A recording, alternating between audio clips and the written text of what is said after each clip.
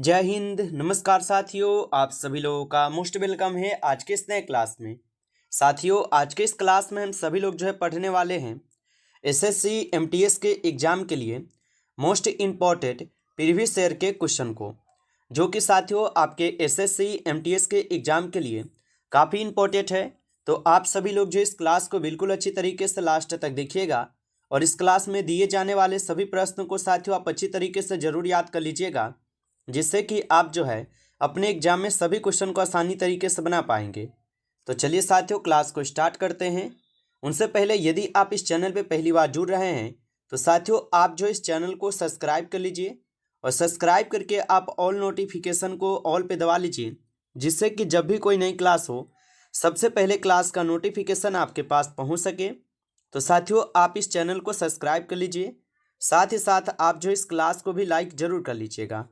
तो चलिए साथियों क्लास को स्टार्ट करते हैं और देखिएगा साथियों क्वेश्चन क्या दिया गया है।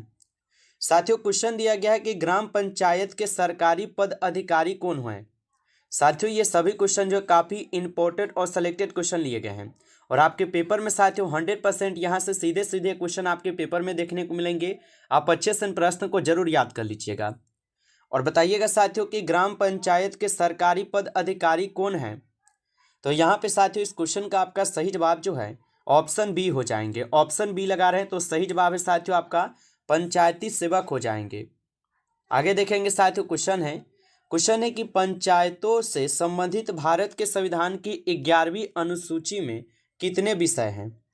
तो पंचायत से संबंधित भारत के संविधान की 11वीं अनुसूची में साथियों कितने विषय बताई गई हैं। तो आप सभी लोग याद रख लीजिएगा, पंचायतों के लिए क्या है तो कितने विषय बताए गए हैं पूछा है। तो आप सभी लोग बता देंगे साथियों पंचायतों के लिए 29 विषय हैं। तो ऑप्शन डी इस क्वेश्चन का सही जवाब होगा। अगर वहीं पे नगर पालिकाओं के लिए देखा जाए तो 18 विषय दिए गए, इनको भी याद रख लीजिएगा। अगला क्वेश्चन देखिएगा साथियों, क्वेश्चन है कि केंद्रीय सरकार का उच्चतम सिविल अधिकारी कौन है। चलिए बताइएगा केंद्रीय सरकार का उच्चतम सिविल अधिकारी कौन है।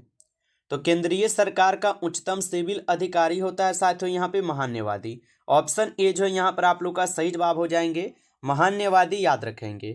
अगला क्वेश्चन साथियों आपका आता है यहाँ पे 4th नंबर के, निम्नलिखित में से कौन सा देश ब्रिक्स समूह का सदस्य नहीं है।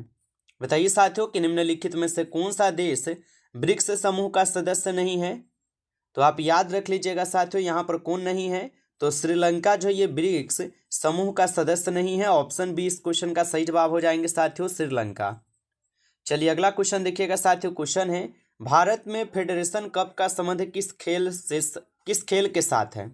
साथियों ये सभी क्वेश्चन हर एक टॉपिक से क्वेश्चन लिए गए हैं और बिल्कुल इंपॉर्टेंट और वीवीआई सेलेक्टेड क्वेश्चन है, जिससे कि साथियों आपके पेपर में 100% क्वेश्चन देखने को मिलेंगे। आप अच्छे से इन प्रश्न को याद जरूर कर लीजिएगा और बताइए साथियों कि भारत में फेडरेशन कप का संबंध ये किस खेल के साथ है।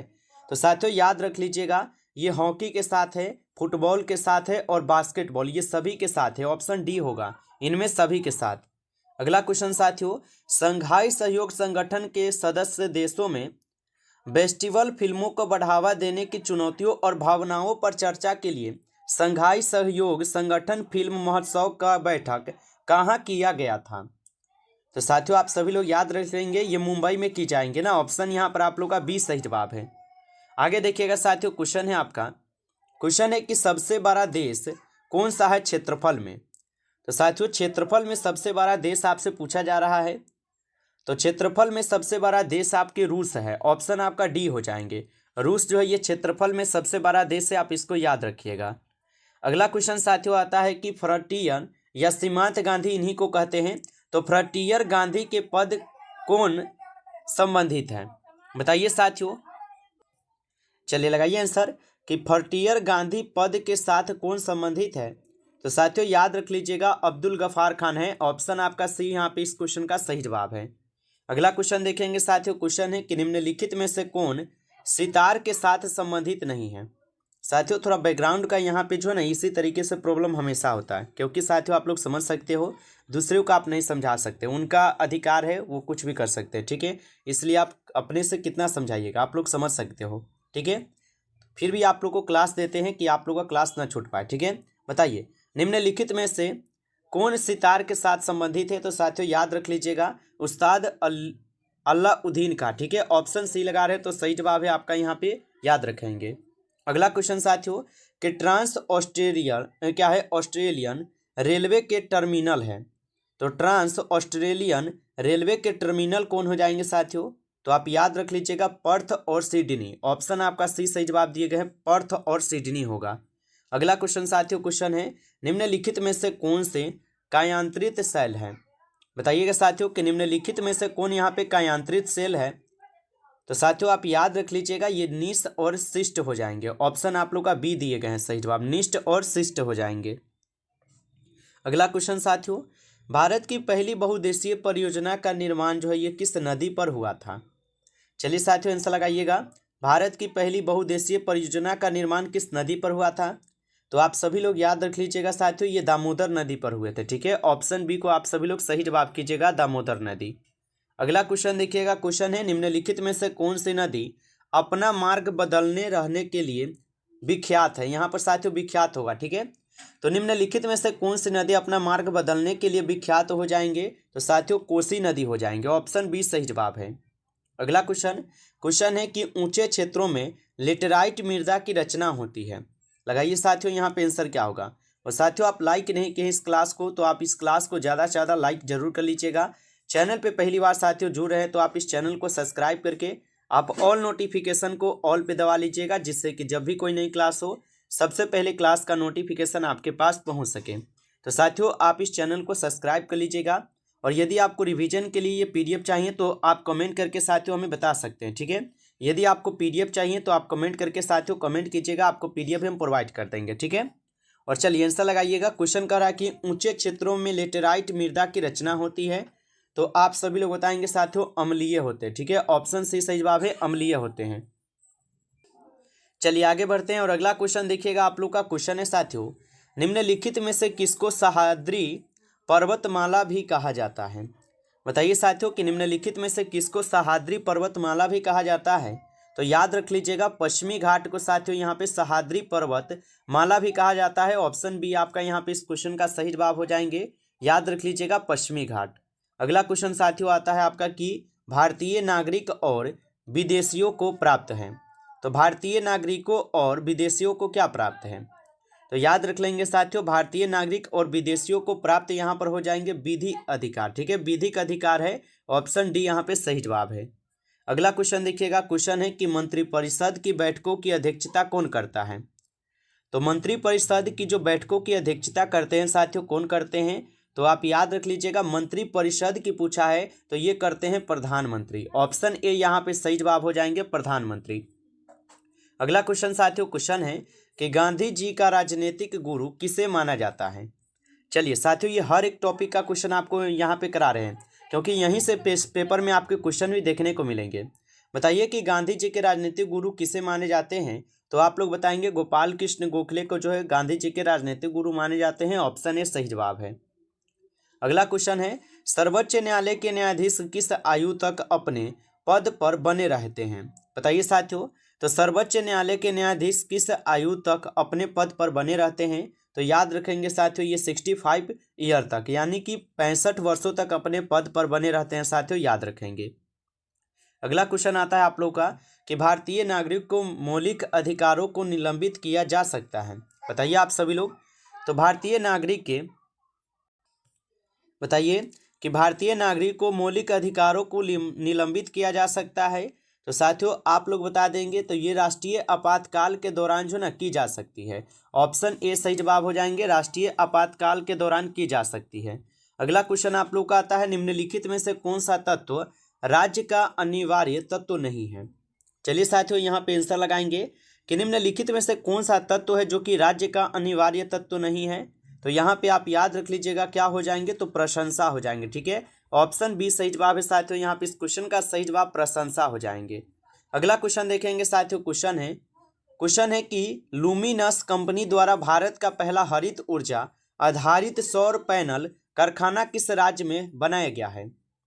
तो लुमिनस कंपनी द्वारा भारत का पहला हरित ऊर्जा आधारित सौर पैनल कारखाना किस राज्य में बनाए गए हैं? तो साथियों ये उत्तराखंड में बनाई गई है, ऑप्शन बी इस क्वेश्चन का सही जवाब है, उत्तराखंड में।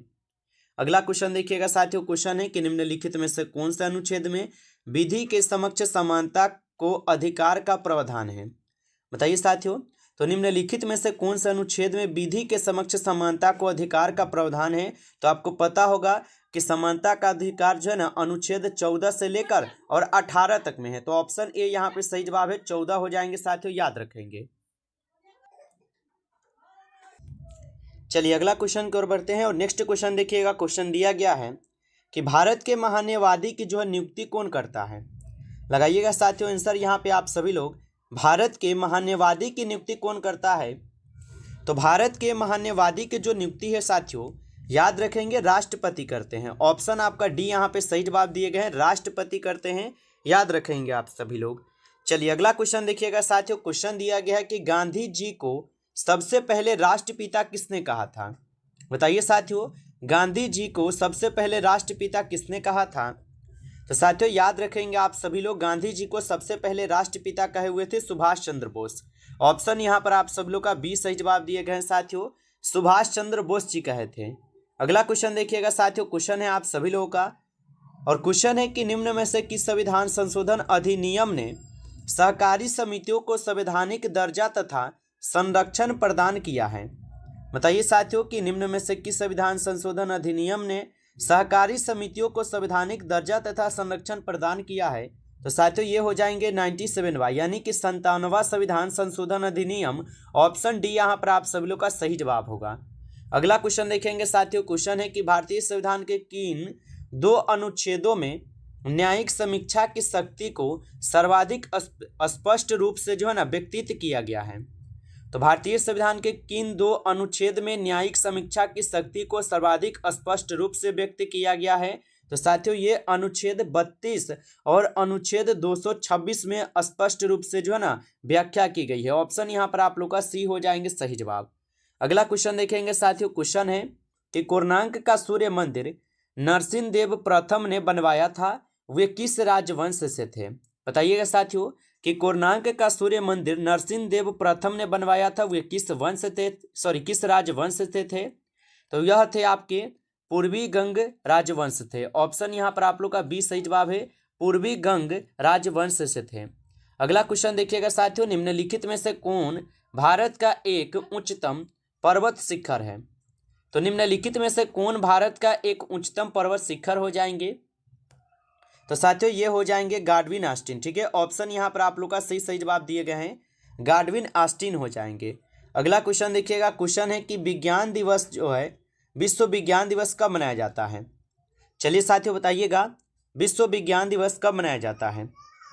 तो विश्व विज्ञान दिवस मनाई जाती है आपके 10 नवंबर को। ऑप्शन डी यहाँ पर आप लोग का सही जवाब है, 10 नवंबर को मनाई जाती है। अगला क्वेश्चन देखिएगा साथियों। क्वेश्चन है भारत को श्रीलंका से कौन सा जलमार्ग पृथक करता है? तो भारत को श्रीलंका से कौन सा जलमार्ग जो है पृथक करता है?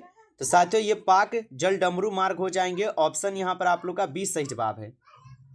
अगला क्वेश्चन देखेंगे साथियों। क्वेश्चन है कि निम्नलिखित में से कौन सा एक लौह इस्पात संयंत्र ब्रिटिश सहयोग से स्थापित किया गया?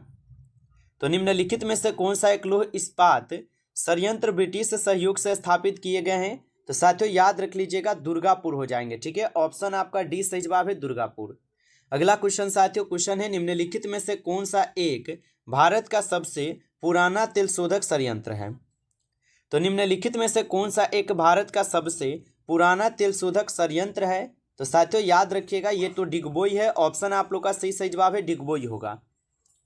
नमस्कार साथियों, इस क्लास में आपके टॉप 35 क्वेश्चन थे जो कि काफ़ी इंपॉर्टेंट और सिलेक्टेड क्वेश्चन थे। ये सभी क्वेश्चन आपके एग्जाम के लिए।